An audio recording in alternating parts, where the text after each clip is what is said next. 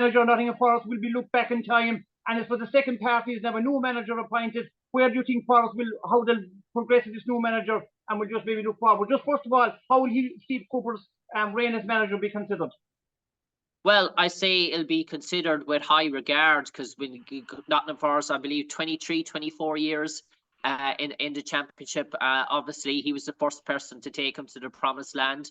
We know Forest's great history in terms of English football as well. So he achieved great days that Forest fans haven't tasted in a long, long time. Nottingham Forest fans even hadn't, dare I say, a cup run or a semi-final in the Carabao Cup or an FA Cup semi-final. Even things like that would have been seen as glory for Nottingham Forest recent years. They were never even near that. So to get what he did, to take him to win a championship final, to have lift silverware, to take him to the Premier League, to rejig a whole squad in the first season and mesh them together and stay promoted, it'll be achieved as a huge success.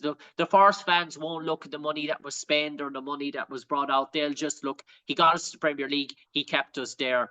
Job done. What will we say? He was a great success story. In terms of the new man coming in, Nuno Santos, it's a mixed bag. If he performs the way he did at Wolves, it's going to be successful for Nottingham Forest, because he was a really good success at Wolves. But then he got the money to spend at Wolves. If he goes into Tottenham, if he had the sort of experience where he had in Tottenham Hotspur, where he was sort of limited in terms of his reign, in terms of what he wanted to do, in terms of coaching, in terms of style, in terms of putting his mould into it, then it could go pear-shaped. But Nuno Santo, it's been one success, one failure in the Premier League. I think people will have to bide their time and give him a chance, not really look at the Tottenham Hotspur thing, maybe reflect on the job that he did at Wolves, which was a terrific job, and see where Nottingham Forest are come the end of April. And that might give, because it's going to take, Nottingham Forest are going to be in the same position they are now come March. That's inevitable.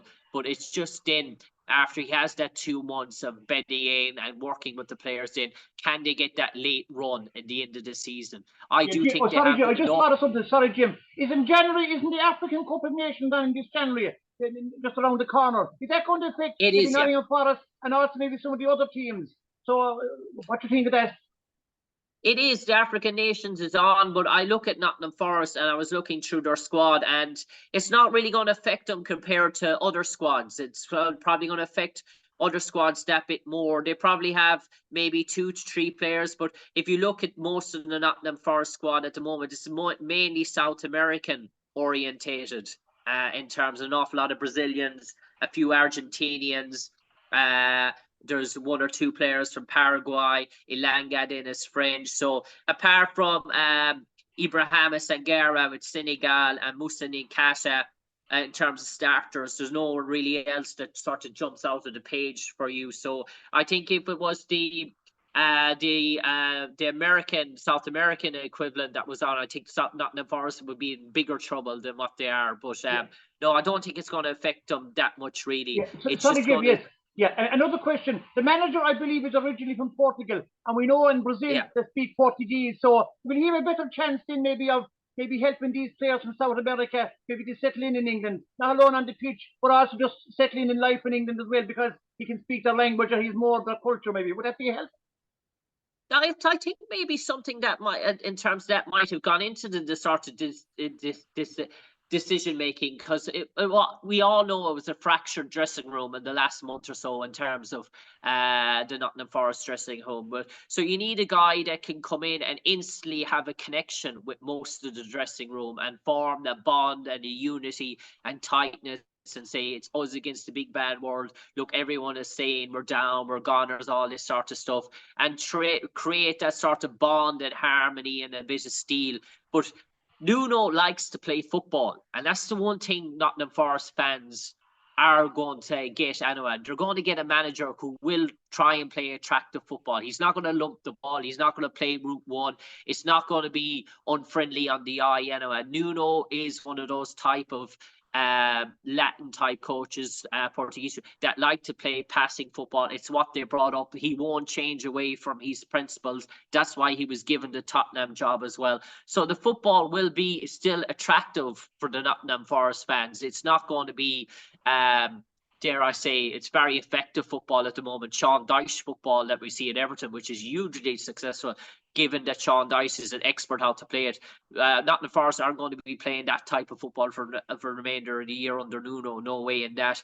But I do think they have enough, because I do think there is a gap in terms of the quality of the 3 teams that came up last year from the Championship in terms of the 3 teams that came down. I don't think the 3 teams that came up last year are as equipped for the Premier League as the 3 teams that came down. You saw the 3 teams that came down: Leicester City, Leeds United and Southampton. They're all flying in the Championship at the moment.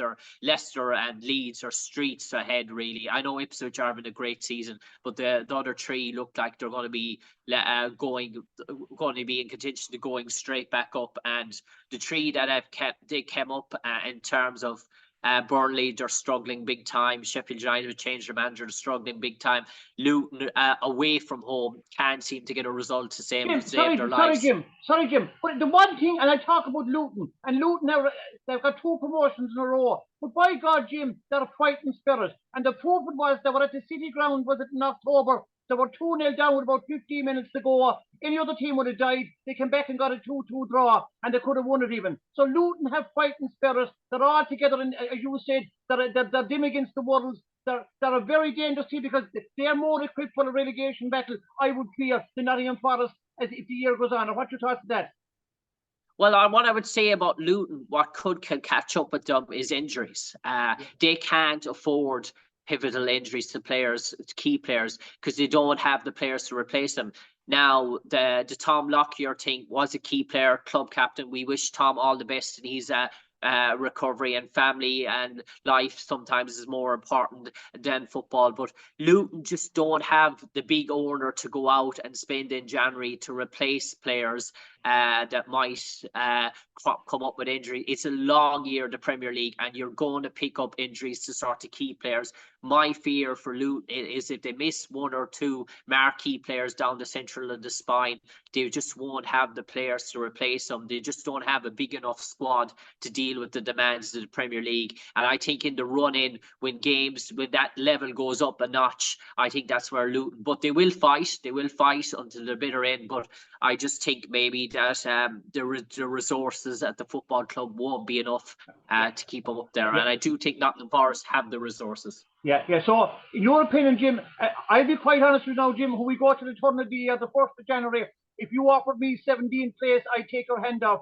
So, just to finish up, what are your thoughts on that? I know it's very hard to project forward, but if I was offered 17th place right now, I would literally take your hand off. So, what are your thoughts on that before we finish up? I think a realistic position for Nottingham Forest this year would be 15th or 16th, and I would give them a really good chance of finishing 15th.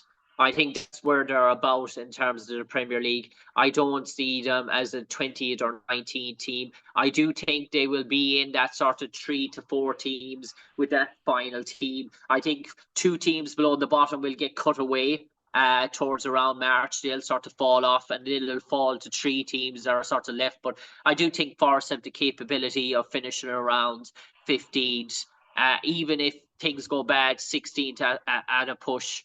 But I do think that's where Nottingham Forest, that's their level. I don't think they're a top 12 side. I think they're a good bit away to go to finish in 12th. But if you ask me where Nottingham Forest in terms of the Premier League, in terms of squad player capability, I would say around 15th. I say Wolves maybe are that step above them, but Nottingham Forest are not too far away from a Wolves in my opinion, and that's where I see Forest at the moment. I would see Wolves as a 13th or 14th side. I would see Forest as a 15th or 16th side.